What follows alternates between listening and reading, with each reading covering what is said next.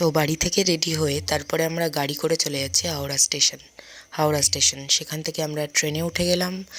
আর ট্রেনে জার্নি করতে কিন্তু আমার খুব ভালো লাগে, বাইরের পরিবেশটা দেখা যায়, দেখতেই পাচ্ছ স্টেশন চলে যাচ্ছে একটার পর একটা। আর আমরাও এগিয়ে যাচ্ছি তারাপীঠের দিকে। বেশ ভালো লাগছিল এই সময়টা। যাওয়ার সময় একটা আলাদাই এনার্জি থাকে প্রত্যেকের মধ্যে, আই গেস।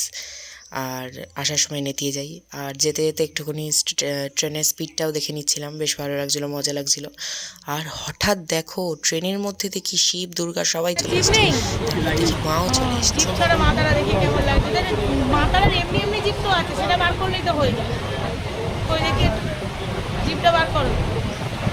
ও বাবা, এইবার পুরো মাতারা হচ্ছে, এইবার ঠিক হয়েছে। মায়ের দর্শন করে তারপরে আমরা রামপুরহাট স্টেশনে নেমে অটো করে চলে এলাম তারাপীঠ। এই গেটটা দেখে মনে আলাদাই শান্তি লাগে, যতবার এসছি এই গেটটা দেখা মাত্র মনটা ভালো হয়ে যায়। তো জয় মা।